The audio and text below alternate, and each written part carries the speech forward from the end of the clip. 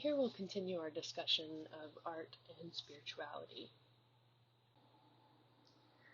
Many cultures practice various forms of divination. So, divination is the communication of the gods to humanity, or humanity attempting to commune with the gods to figure out their will, etc. Many African people believe that there are explanations for all situations and answers to all questions, and the knowledge and values that create order in life can be discovered via divination. So, practitioners or diviners are individuals with abilities that have been bestowed by powerful ancestors or other spirits. Typically, they undergo training to sort of help ordinary people find solutions or uncover the hidden or unknown, sort of like causes of disease or misfortune, or perhaps discover when the best time to plant the crop is or the best time to take a journey, etc. Divination practices are meant to help people gain guidance about their destinies as they live them out. So divine, because most systems involve the invocation of certain ancestors or spiritual beings in order to sort of aid the process of discovery, really help bring about order, stability, health, either to a specific individual or to the community as a whole. So in most African societies, diviners tend to build shrines or use various objects, including figures, metal castings, masquerade materials, musical instruments to summon spirits, and other materials. And often these objects display gifts that are made to the diviner or offerings that are given to the spiritual forces. Divination requires the diviner to interpret the arrangement of objects that are either shuffled in a basket, thrown onto a surface, maybe disturbed by animals, or rubbed against a certain surface, using various divination equipment, apparel, regalia, and sort of guidelines. Really, divination becomes this sort of mystical performance session that is set apart from ordinary life because of its special place or time. Typically, it involves prayer, chanting, percussion, dancing. It might encourage the diviner to enter a trance-like state or a state of clairvoyance, so that they may interpret the symbols or speak the words of prophecy. But it's up to the client ultimately to apply the revelations of the diviner to their own situations. The Bale are an Akan-speaking people in the Ivory Coast, and they practice mouse divination. So essentially, a mouse is caught and placed into the lower chamber of a special vessel. The top chamber of this vessel holds the divination devices, often a small turtle shell with chicken or bat bones that represent living humans, ancestors, and various dangers, and other possibilities. Corn kernels are then scattered throughout the vessel to encourage the mouse to move around, thereby rearranging the bones and other objects so that the diviner may read the message from the gods. Now, mice, as silent nocturnal creatures, are believed to be connected to divination. It's believed that they lost their voices because of their tendency to run and hide, so now they can only communicate through the bones. But it's also believed that mice hear the sounds of the earth and never lie, so that's why they're commonly used for such divination practices. The Yoruba people in western Nigeria and southern Benin are a diverse ethnic group unified by their language.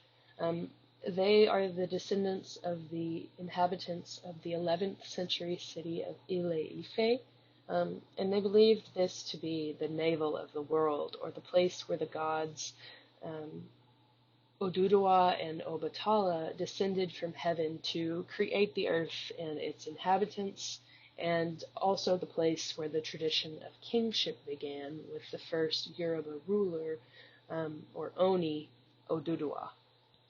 So the Yoruba people venerate an almost infinite number of gods, or Orisha. There are two primordial Orisha, Orunmila and Eshu, who serve as mediators between gods and humans.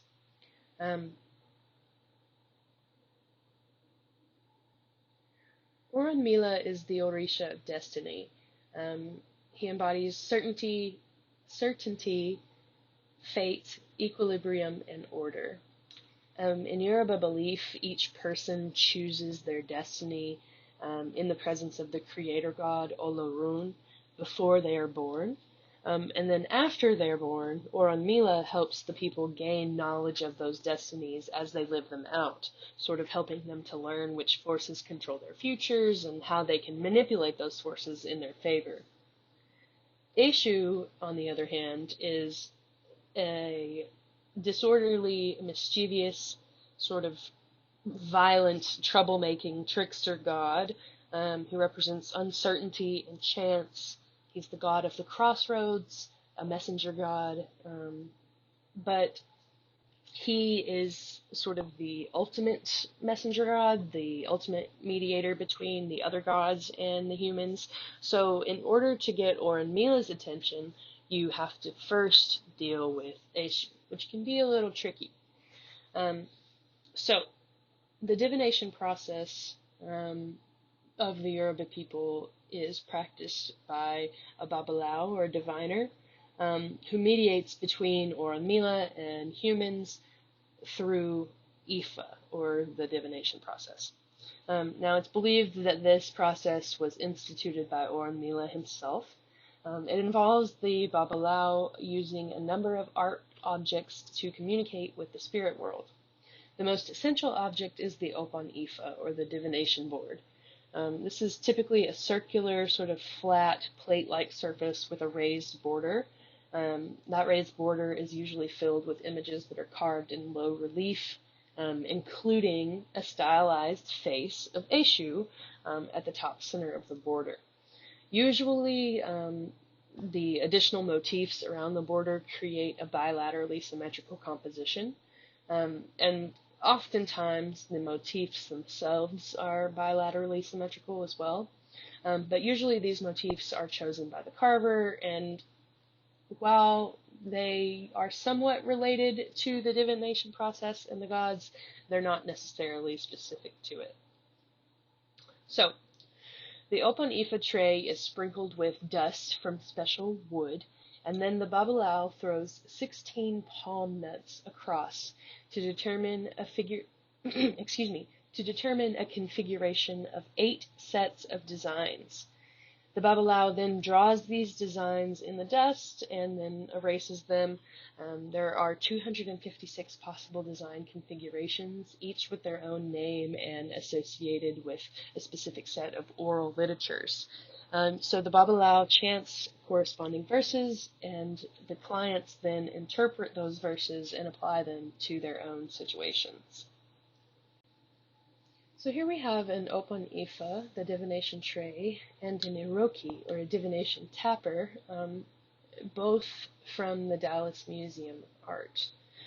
So the Opon Ifa is typically carved in a circle, square, or rectangle shape, but it has a central depression that holds the dust for the diviner to mark the deity's messages in, right?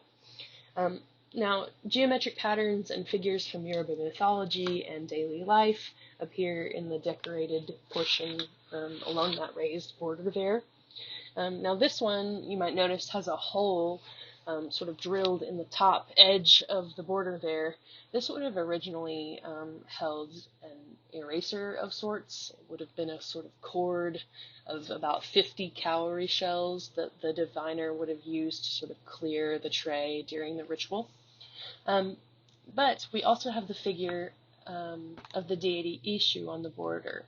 So typically, Eshu is depicted with a stylized face on the Opon Ifa, even though Orunmila is the god who knows the will of the other gods, it's Eshu, the divine messenger and the guardian of the divination process, that carries the client's sacrifices to the deities and spirits. So he must be sort of placated with an offering and really begged not to distort the client's message or cause any kind of catastrophe. Eshu can appear only once on an Opan Ifa, but here we have an Eshu figure at each of the 4 cardinal directions. He's depicted as a face as well as a full-length figure. He's got a sort of trademark long cap that kind of hangs off his head, and he holds a club. When it's just the stylized face, he has this sort of half-shaven hairstyle and horn-like projections. The hair references a story in which Eshu stopped in the middle of shaving his head because Orunmila was in trouble and he wanted to help his friend. The horns symbolize his generative powers. And then we also have sort of this complex program of carvings that depict other figures from Yoruba royalty, religious rituals, and scenes from Orunmila's life as well. Now, on the right side, we have the Iroki, or the divination tapper. The Babalao can use this to call attention to Eshu and Orunmila by tapping it against the Opan Ifa. Typically, these are made out of wood, but for especially successful diviners, they could be made out of ivory or maybe a copper alloy. There's sort of a nice contrast between areas of finely carved texture and areas of more smooth forms. Kind of creates an interesting tactile experience for the viewer's eye. Now the cone-like shape of the tapper of the object itself sort of indicates that this one in particular was carved from the ivory of an elephant tusk, so sort of maintaining the natural shape of the tusk.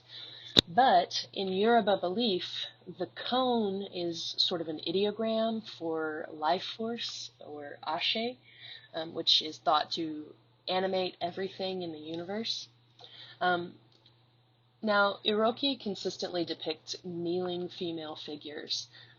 These figures are often nude, wearing only sort of waistbands of beads to cover their genitalia. The woman's kneeling pose is suggestive of supplication, but it also refers to the Yoruba belief that individuals kneel before the creator god Oloron before their birth to choose their destiny. Now, women in Yoruba belief are considered the ultimate containers of Ashe, or that life force, and so representations of nude female figures kneeling really become sort of visual metaphors for those who seek their fate through divination. There's also a belief that women are more effective than men in honoring, soothing, and cooling the gods so that they will favor mankind. We also, with that elongated sort of conical form, kind of elongates the headdress or the coiffure of the figure here, so emphasizing the head itself, which recalls the Yoruba philosophical concept of Ori, or that's sort of interpreted as head or destiny, and it represents a person embracing their past, present, and future. So a reference to Ori is a reference to fate, which is the concern of divination here. So we have sort of perhaps a sense of Gestalt unity in that our concept and our forms align in meaning, right? So the palm nuts that are used in Ifa divination are stored in carved containers called ageri Ifa. These are typically made of wood or ivory and can be anywhere from a few inches to over a foot tall. In the example on the left, the bowl itself is supported by mother and child figures. The mother kneels again in supplication. She has rather prominent breasts that sort of echo the projection of the knees as she crouches. And then her arms reach backwards to sort of encircle her child and hold the child against her back. Then the cup above is sort of balanced. In some cases, the cup itself would be incised with geometric patterns or maybe other figures, but on the left here, the cup is relatively plain. On the right side, we have another example. This one, the woman doesn't kneel, rather she is seated, but she has a child on her back, and she's breastfeeding another child as well. Other divination paraphernalia can sometimes be stored in a large, multi-compartmented lidded container or bowl called an opan egedwe. This one was created by a 20th century Yoruba sculptor, Ariogon of Osioron. Sort of richly carved cylindrical vessel with a hinged lid. It has seated figures around the bowl and then a figure on a bicycle on the lid. Here we have a work from the Yombe group of the Congo peoples in the Democratic Republic of the Congo in Central Africa. And this in some ways is related to the ancestors, which the ancestors are spirits with whom the Congo peoples wish to connect. And so they can do this through a spiritual experience, sort of like a trance. The spirit of the dead can come and fill the body of the living. And that's what is happening in this sculpture. So the woman is kneeling to show respect for a certain ancestor or deity. She has a child sort of balanced or supported on one side, and on the other side she has a pot of spiritually charged medicines. These are to cure illnesses or to resolve social conflicts. Likely this is a memorial figure of an important woman. She's wearing a headdress that's indicative of royal status, as well as jewelry, and she has filed teeth.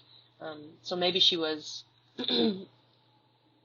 maybe she was a healer or an important protector of children.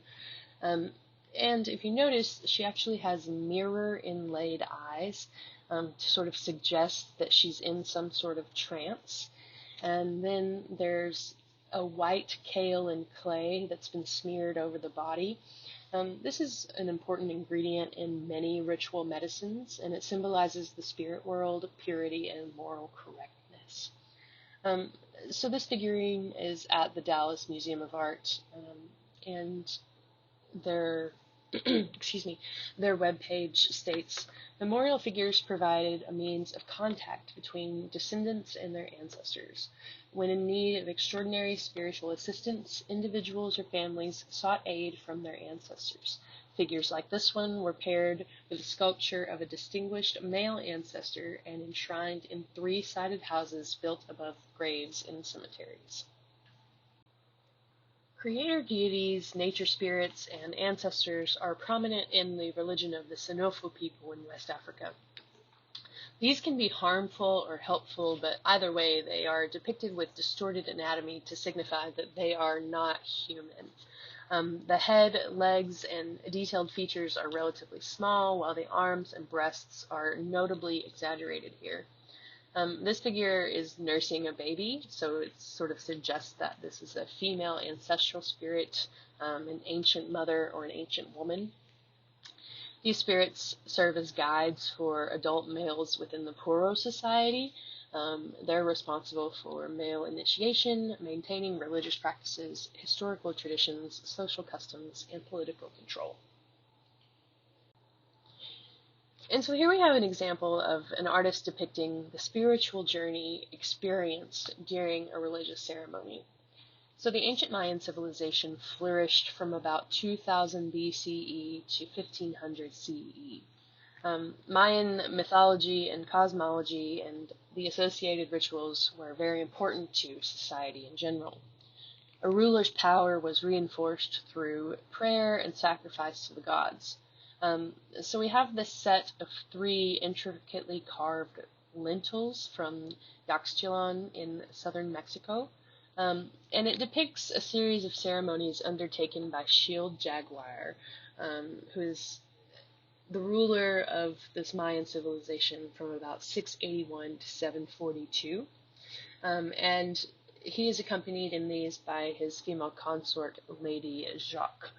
Now we know the identities of these figures because around the edges of each of the lintels there's writing that tells us the names and describes the events going on.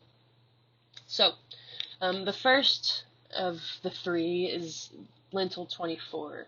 Shield Jaguar holds a large burning torch to sort of provide light for this evening ritual. Lady Jacques kneels before him, and she's pulling a thorned rope through a hole in her tongue. And then you can sort of see blood is falling in scrolls from around her mouth, and it lands down on this basket of papers. So bloodletting rituals were thought to be necessary to win the favor of the gods for important events.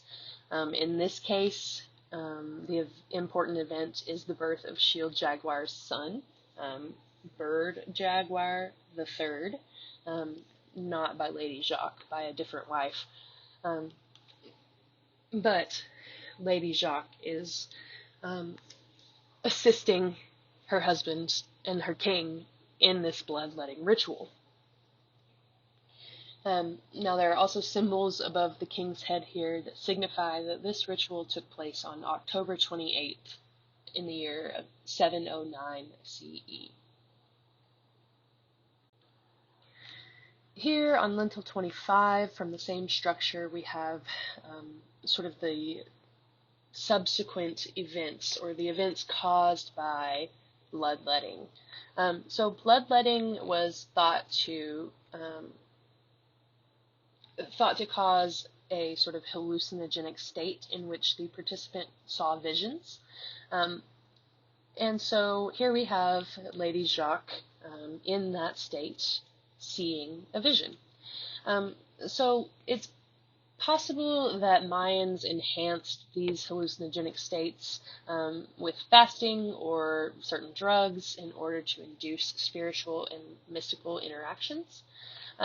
So here we have, again, Lady Jacques, and she's having this vision of a serpent sort of rising from that bowl of burning, blood-soaked papers before her.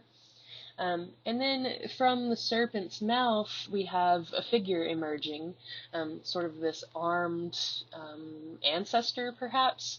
Likely this is the founder of the dynasty of Shield Jaguar, so Shield Jaguar the First.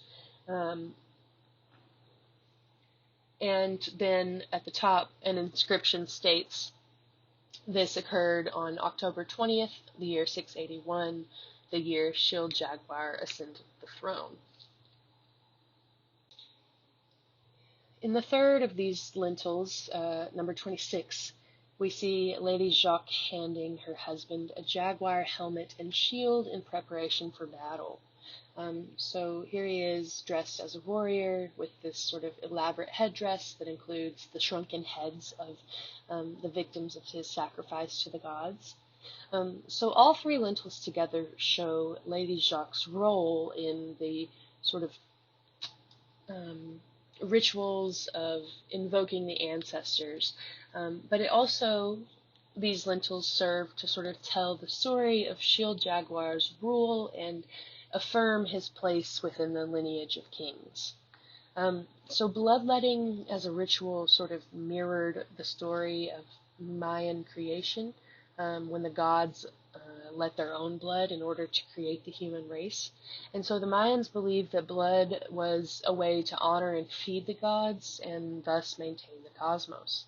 But it was also an act related to rebirth and rejuvenation, as well as a test of physical and moral strength for the participant.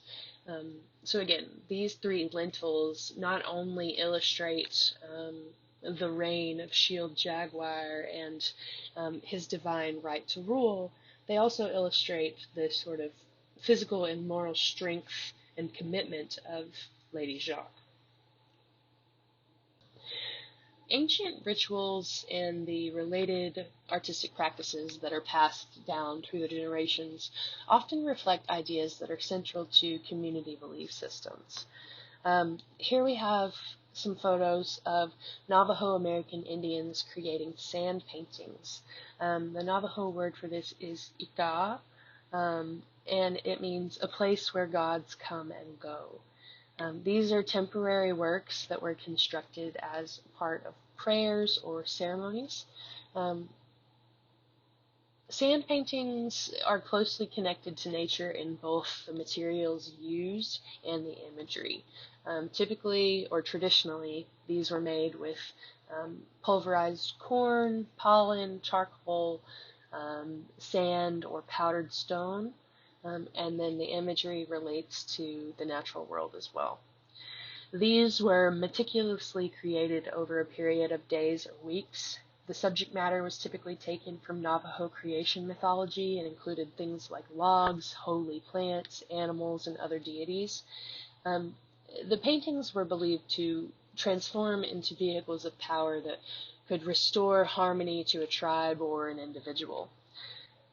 After creation, a healing ceremony takes place, which is overseen by a shaman or a priest with the ability to sort of directly communicate with the spirit world. The person seated at the painting's center absorbs the power from the Navajo ancestors and gods depicted. The careful production and the choice of such an impermanent medium really channels powerful forces of nature as well as ancestry that are ultimately out of human control but can be tapped into in order to benefit the community within the physical realm by promoting food, health, harmony, and well-being. In 1919, a shaman singer named Hosteen Claw started making weavings that show designs that were traditionally used in Navajo sand paintings. And then others sort of picked up on this. So we do have some more permanent examples of these designs. Claw was greatly respected, but he was also criticized for doing this because he was making outsiders aware of very private ceremonies. This is a tapestry titled Whirling Log Ceremony. It was a design that Hosteen Claw created, and it symbolizes, it shows part of a Navajo creation myth in which a human partakes in a journey that symbolizes the journey of life. So he goes on a long journey that brings him to the Colorado River, where he will be pulled ashore by the gods, which are shown on either side, holding staffs. And then in each of the 4 quadrants, we have male and female pairs. These are guides who will teach the human all he needs to know before he returns home. The human is protected by a guardian god, the Rainbow Maiden, which is shown as this sort of stretched figure that kind of wraps around the scene, except for on the east horizon. The east horizon is left open to allow the sunrise to happen the next day, and it symbolically begins the new life after the transformation. Shamanism is sort of important to ritualism and spirituality in many cultures, especially Native American groups. And shamans and diviners are quite similar. They are thought to have some sort of spiritual knowledge or power. So shamanism is thought to have originated in Central Asia and then spread to the Americas via Siberia. Shamans are thought to have a wealth of spiritual knowledge that includes what substances have what powers and how they can cause the desired spirit changes in a person.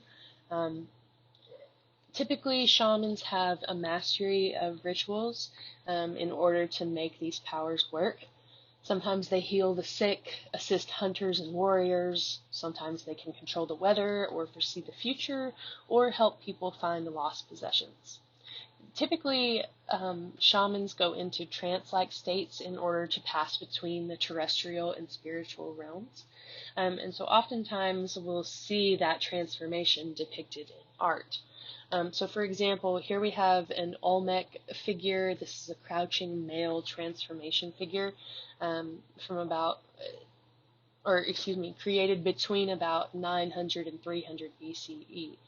And so this is meant to be a representation of a shaman as they transform into a jaguar, or their sort of spirit form. So as they do so, it will sort of give the human the strength to, or rather the strength of the jaguar, and that will be enough strength for them to travel to the spirit world in their trance. Jaguars are considered the most powerful beasts in all Mesoamerican cultures and often believed to represent gods. So the figure is in this sort of warrior stance, kind of crouching with a fierce expression on its face. There are holes in its hands that suggest there were once weapons that were sort of fixed in there. The green coloring here is from the material itself, which is serpentine, a type of stone. And the green also symbolizes rain and fertility. And then across the face there, we have traces of the red mineral cinnabar, which would have been painted on ritualistically, symbolizing the blood of life. So this is a pretty small figure. It could have been held in the hand, probably used in rituals that were intended to help the shaman transform and gain power. This is not necessarily divination or shamanism, but it does involve an intermediary between the spirits and humans. So Minkisi or Inkisi, Minkisi is the singular form, Minkisi. Nkisi, Nkisi is the singular form, Nkisi. These are found among the Bakong people in the Democratic Republic of the Congo, as well as other Congo speakers in Central Africa. So Minkisi are primarily containers. Sometimes they take the form of a sort of non-representational gourd, or maybe an animal horn or shell, but more often they are figural or sculptural. And these are the ones that typically end up in Western museums. So the Minkisi contain spiritually charged substances, relics, maybe the earth from a grave, medicinal ingredients, etc. And then they are packed with resin or sealed with a certain substance or object. And then the making of the Nkisi is sort of this collaboration between an artist and an initiated priest called an Nganga. So the carver creates the vessel, and the Nganga puts the medicine inside it. This act transforms the object, and it gives it the power to heal illnesses, settle disputes, safeguard peace, or punish wrongdoers. So these, these medicinal objects and the act of sort of awakening the object that the Nganga performs sort of brings about this spiritual power. This one is from the University of Iowa. It's a great example, and it's really maintained a lot of the materials. So you can see the figure has a crown of feathers and metal anklets and collars. There are leopard's teeth and shells. All of these materials can be metaphorical, or they might be used as part of the activation process of the figure. This particular figure is posed chewing on a medicinal plant. The Nganga typically chews this plant to produce a viscous green sap that they then spew over their clients as part of the healing and activation ritual. Now, this particular Nkisi is sealed with a mirror. So remember, these are primarily containers, and the medicinal ingredients are inside, typically within the abdomen, sometimes in the head. But in this case, it's sealed with a mirror, that reflective surface symbolizing the contact with the supernatural.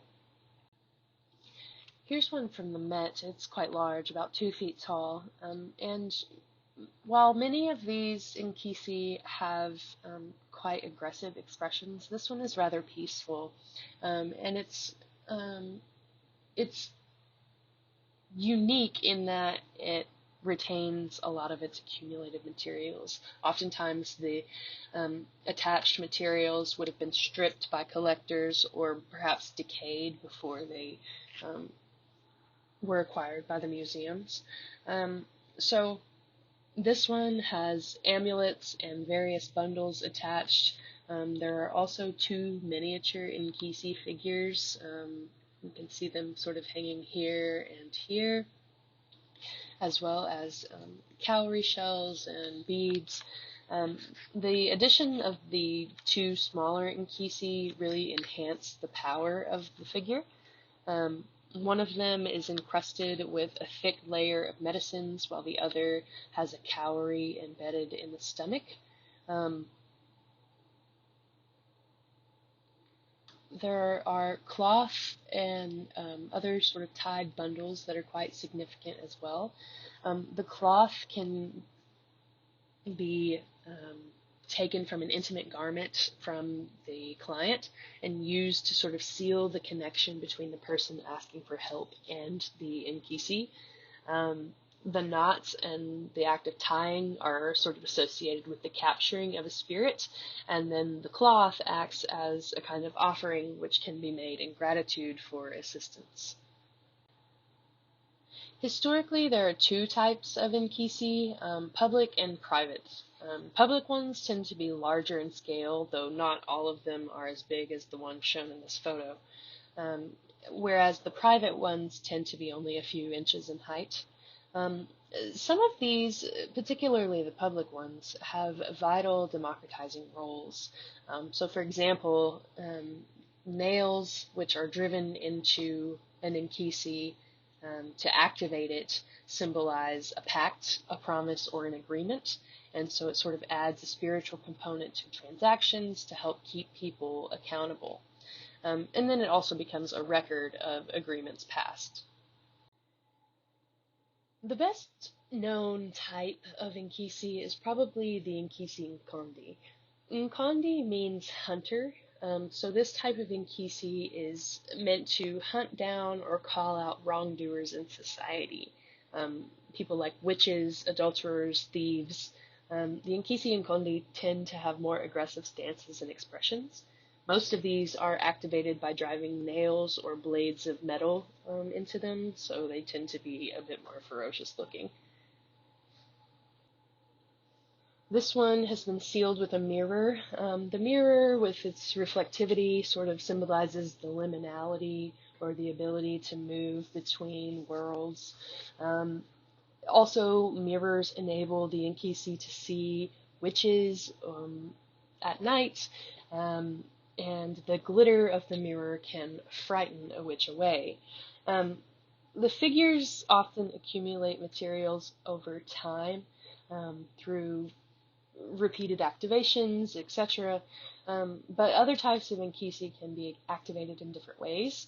Sometimes the Ngongo will tie fabric to it or blow smoke over it. Sometimes, again, the Nkisi and Kondi tend to be activated with nails or pieces of metal.